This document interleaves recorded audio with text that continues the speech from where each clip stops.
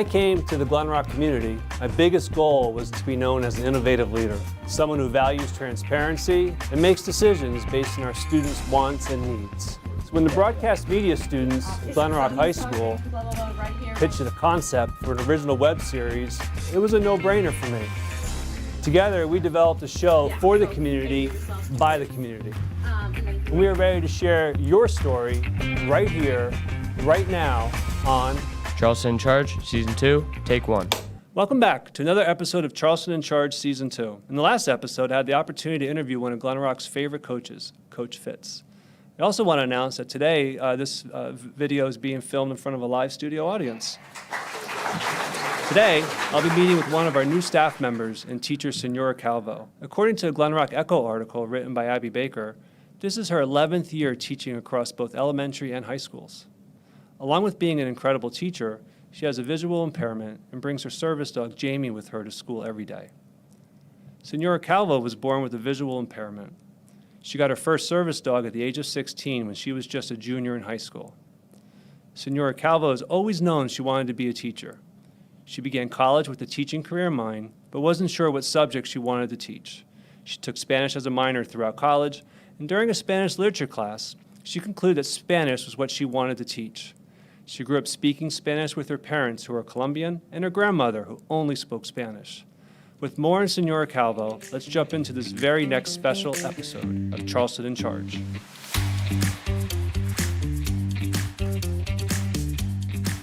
Hi, good morning, everyone. Welcome to another episode of Charleston in Charge. Today I'm here with a very special guest, Senora Calvo. Welcome. Buenos días. Gracias. Welcome. So happy to have you here, and again, always so lucky to have you here on staff. We're truly blessed. Senora, we have a couple of questions for you, so everyone can kind of get to know you better. First one is, would you mind sharing your story and your career path with us? Yeah, of course. So I grew up speaking Spanish at home. I actually spoke both by the time I entered kindergarten. My parents were born in Colombia. I was born here, but Spanish was always really important at home, and my grandparents didn't speak much English, so we grew up, speaking both. And when I went into college, I always loved teaching. I didn't know what I wanted to teach, and I ended up taking some psychology courses. I really liked that, and then I ended up taking a Latin American literature course and really liking that, and I just really liked the culture, teaching, and getting to teach and about the culture, so that kind of inspired me a little bit to teach and to share my experiences with my students. So I ended up majoring in Spanish, and that's how I became a teacher, and I just love it. I don't know, when I'm in the classroom I feel like I'm in my element, and I really love teaching. Oh, it's obvious. The students love your class, and it's interesting your background, because I have a similar background, but I never learned to speak Spanish fluently. My mother and my family is Cuban, so they were born and raised in Cuba and came over. And same thing, my Cuban grandparents didn't speak any English, but I never learned Spanish growing up. So it's my biggest regret in life. It's never too late. It is. Fair enough. So what does your daily routine look like? So I have two boys, so a lot of it is getting everybody ready, waking up, Jamie's like another one of my children, so I guess you could say I have three, and feeding Jamie, making sure she gets out to do her business, and making sure everything, it requires a lot of prep work. Sure. So the night before I have to make sure, I'm not a morning person, I really don't like mornings, so making sure everybody's lunches are ready, or their outfits, what they're going to wear, my kids, and then getting ready, of course drinking coffee, because I wouldn't be able to be here without coffee. We're at the function. That's fair. Exactly. And getting my day, making sure I have all my materials to start the day, pretty Excellent. much. Yeah, and you have two children at home, and one's 9 months old, you just shared. Yes, and that's Ella. And teething, which is why I need the coffee. So we see that we have Jamie here, and what's the training process between you and Jamie? So Jamie's actually my second dog. Okay. I got her from the Seeing Eye. It's a school in Morristown here in New Jersey. There's a lot of different guide dog schools, but that one is the first one that ever was created in the United States. So it's been around for 95 years. Okay. It's going to be their 95th anniversary this year. And it's very interesting because before you even get matched with a dog, somebody from the school comes, they assess your situation. Where do you live? What kind of work, what do you do for work?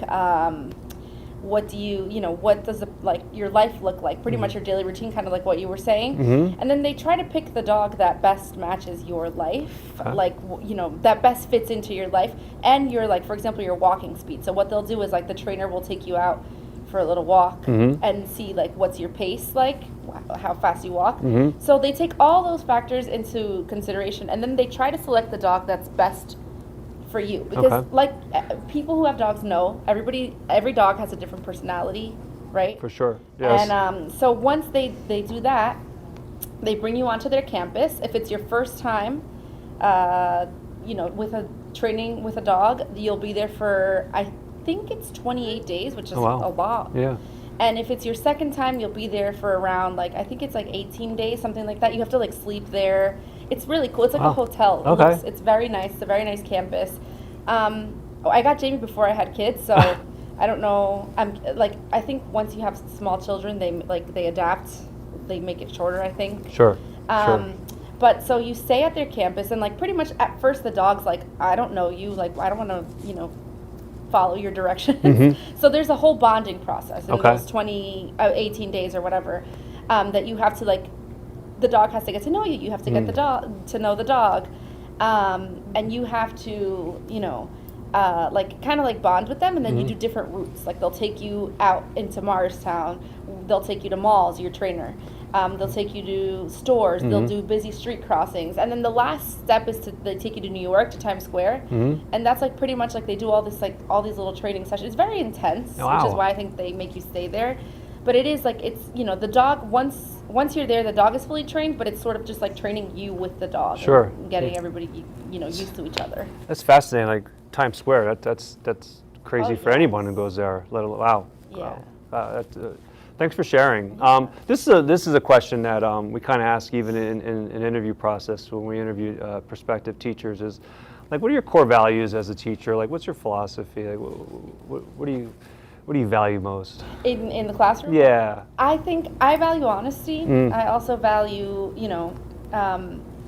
learning, but also the value of what are my kids gonna get from this outside of their classroom, right? What are they gonna learn besides knowing how to speak Spanish? I value honesty. I value them learning about other cultures, having the opportunity to open their minds up to different to a different world. I think for me that's what I want my students to get out of it. Speaking Spanish is amazing, and I want them to do that. But I always want them to know hey, there's other, there's another culture out there. There's other people do things in different ways, and I just want them to be open-minded and to know that there's other other worlds out there and other just cultural awareness. Yes. I think. Yeah.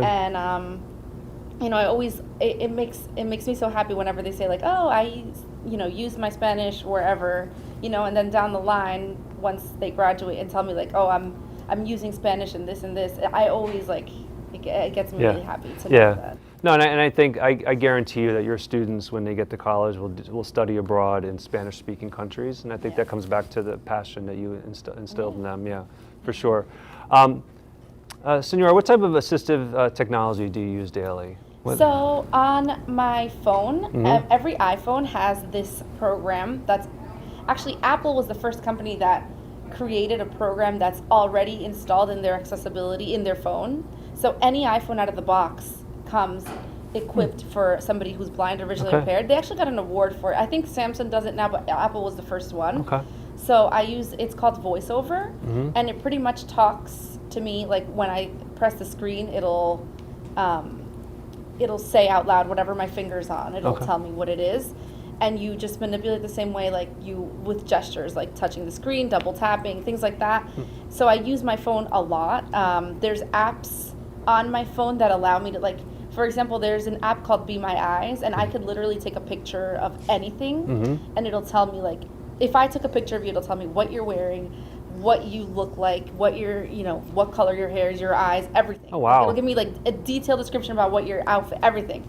It'll, like, if I take a picture of a paper, it'll read me the paper. Like, technology is wonderful now. Like, 15 years ago, we didn't have that. Sure. So 10, even like 5 years ago, it wasn't as, good as it is now.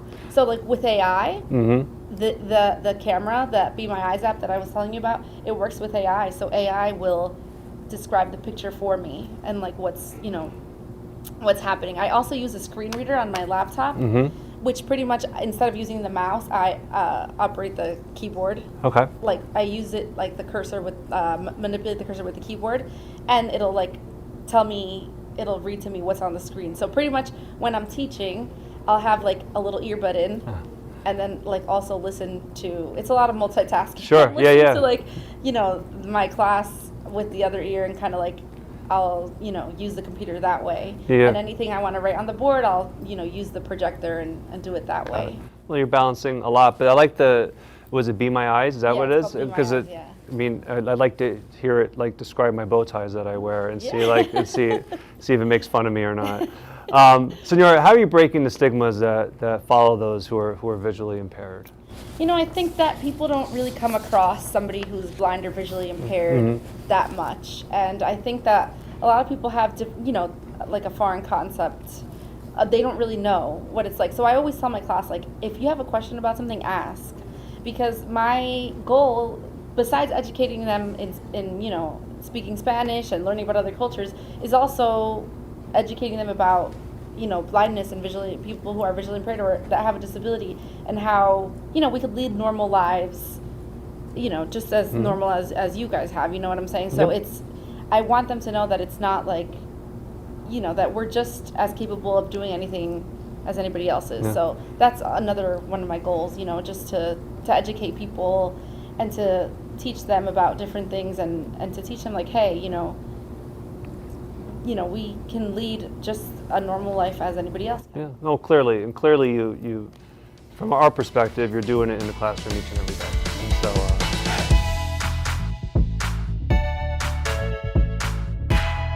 all right, Senora, here we go. We're ready for some rapid fire questions. You ready for these? Ready. All right. I know the answer to the first one. Coffee or tea? Coffee. For sure. How many hours do you usually sleep? 5. 5. What's your favorite hobby? Reading. What's your favorite dish? Pizza. Oh, I was thinking of a Colombian dish. Oh, no. Okay, no. no. I love my pizza. Yeah, no, I'm with you. What's your favorite Spanish phrase? Oh. Oh, man. No sé. I don't know. No sé? Well, I know. You can tell everybody I know what it means, but what does that mean? I don't know. Podcast or music? Podcast. Podcast. The beach or mountains? Beach. Do you have a favorite beach of the Jersey Shore? I love Long Branch. Yes. No. And that's no. I like Long Branch as Yeah. well. What's your favorite song right now? Too many. Yeah. No. You have a favorite artist? I love Carol G. Okay. She's Spanish. She's a Colombian artist. Her name is Carol G, and I love her. Awesome. Forever. She's the best. I have Check no her out, choice. guys. My daughter's a freshman in college, so we are Taylor Swift fans. Oh, I love yes, it. yes. Yeah, So Taylor Swift is amazing. Yes, I have no say in the matter. You're a Swiftie. Yes, I am a Swiftie. You've taught both here, so teaching elementary or high school students. High school. High school. Sorry, guys. But, I loved my elementary days, but I really missed. I did it, but I just, high school is my thing. I remember when we interviewed you. That was your passion. Yes. Yes. Who's your biggest role model? My mom. What's your favorite piece of advice to give? Take every day is a new day, and you can start fresh every day. What's your favorite childhood memory? Summers, camping. During the summer, we used to go every year, and it was great. Like actual, like, Yeah, like tent, in a tent and everything. Oh my gosh, yeah. I did it as an adult. I was like, let's like, I want to relive my childhood, Mm-hmm. And I went camping in a tent, and I was like, this is horrible. Who does this? Yeah. But as a kid, like, You love it. I loved it. Yeah. But I as try an to get my adult, wife to want to go camping, and the answer is no. No. Cabin. I'm gonna do it in next. Cabin. Can't do it in a tent anymore. What's your favorite flavor of cake? Chocolate. And do you like rainbow or chocolate sprinkles? Rainbow. Senora, that was a great job. We really enjoyed interviewing on this episode of Charleston in Charge. And I would like to say that we are filming today in front of your students who were, who were wonderful. Yes, Gracias. great job today. And we wish you the best. And again, we're so happy to have you here. Thank you so much. Oh, my pleasure. Thank you.